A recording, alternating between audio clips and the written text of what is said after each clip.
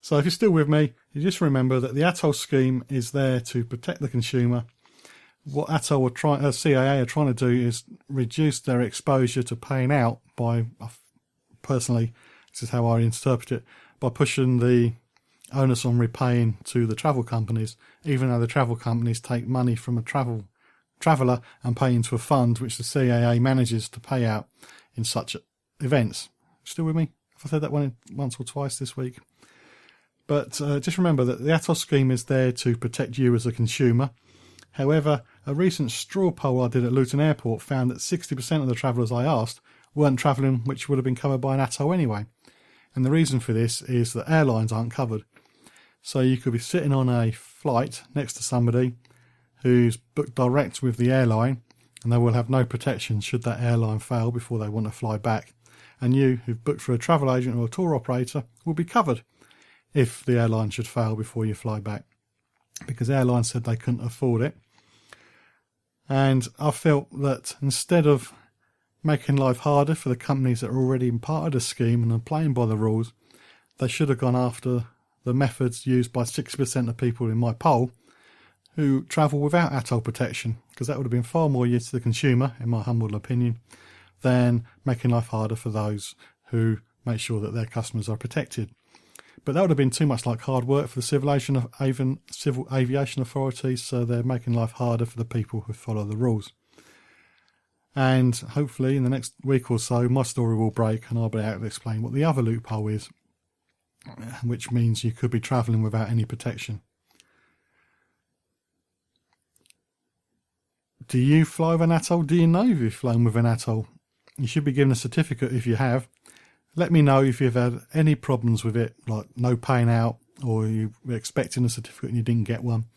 Let me know what happened. Facebook.com/John Guinn Travel Show.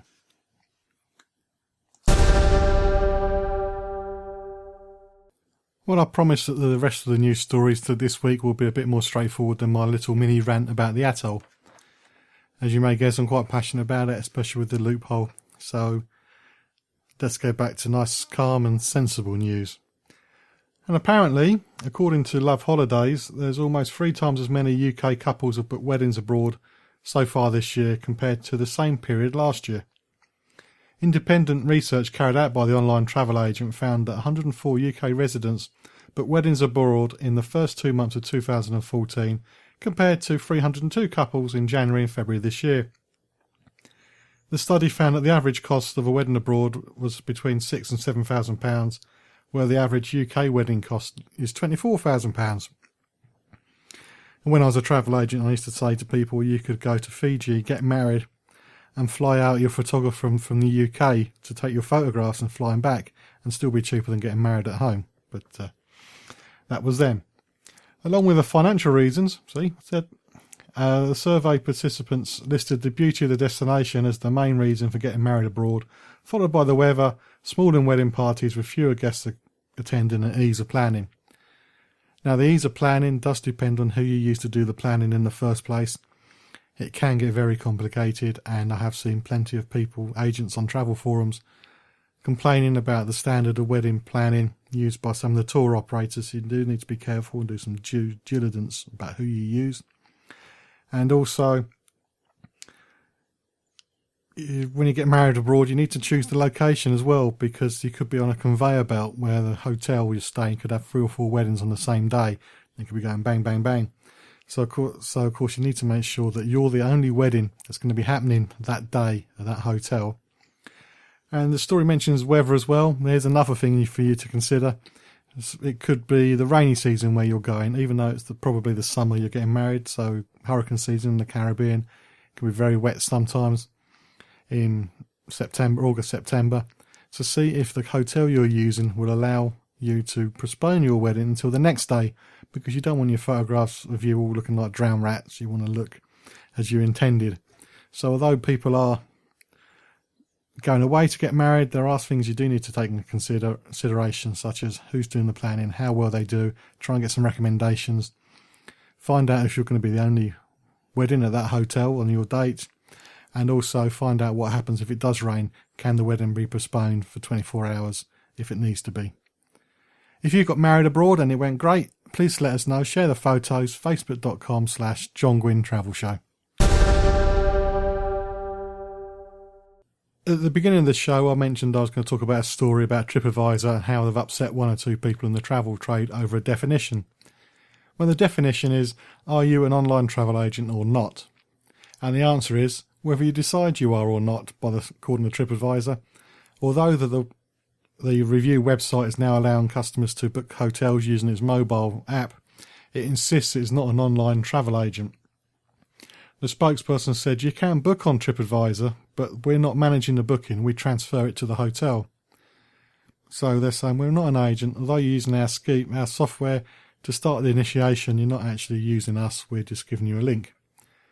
However, some analysts are saying, well, you receive a commission, so therefore you're an agent, so you should be classed as an agent. What do you think? Do you think TripAdvisor is an agent because they're giving you the ability to book using their mobile app, even though they're not taking the money themselves, but the hotel is, but they get commission? Or do you think that's just pay-per-click advertising? It seems that pretty mixed in the travel trade. Some think they're an agent because of the commission, some don't, say they don't. Other companies are also doing a similar sort of thing. They're allowing people to book via their mobile apps, although they're claiming that they're not travel agents at all.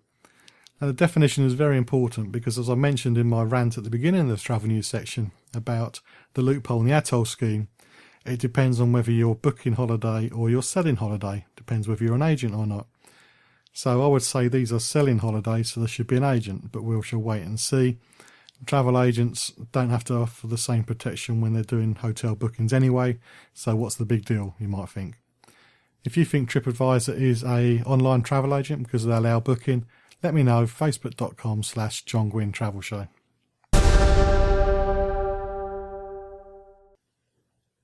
Also at the beginning, I mentioned about a hotel group that's had some credit card details stolen.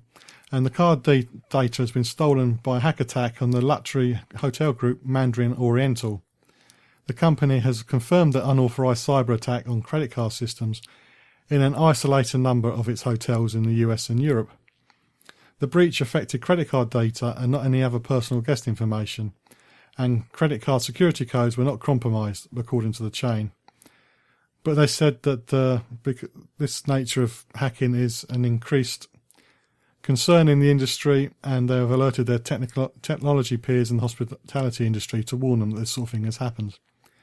The group has identified and removed the malware that has caused the problem and is coordinating with credit card agencies, law enforcement agencies and forensic specialists to ensure that all necessary steps are taken to fully protect their guests. So if you stayed at Mandarin Oriental recently, perhaps you should keep an eye on your credit card statements just in case you're one of the people affected. There's no specific mention of anybody losing any money yet, but it's something you should always keep your eye on if you're ever booking things online, just in case this sort of thing happens.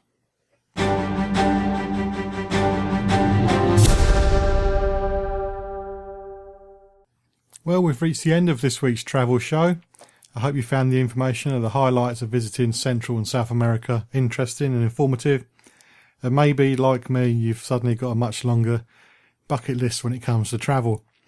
Big problem with this show is I find all these places I need to go and visit, and I just need to start saving my pennies.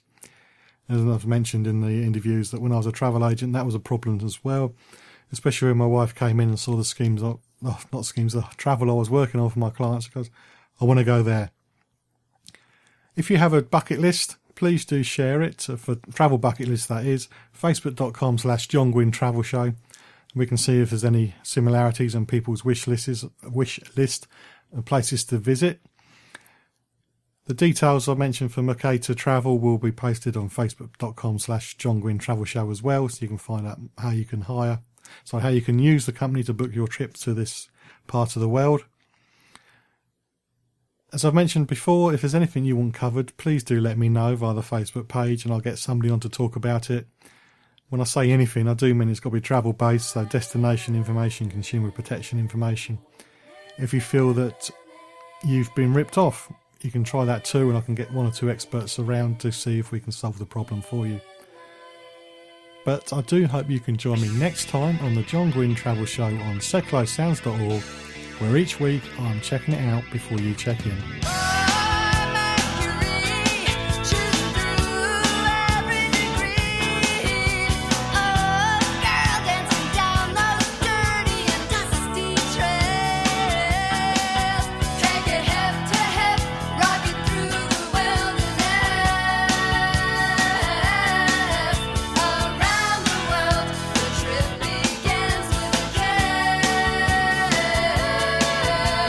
Roll 51.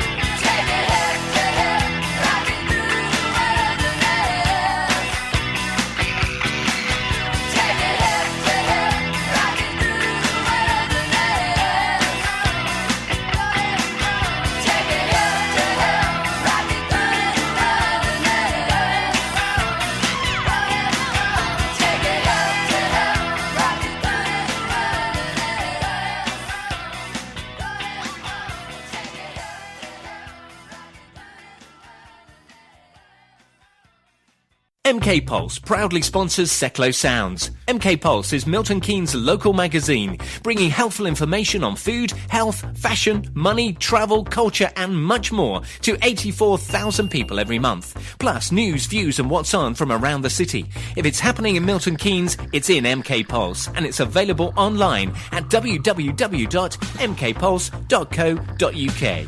MK Pulse and Seclo Sounds, the heart and soul of the city.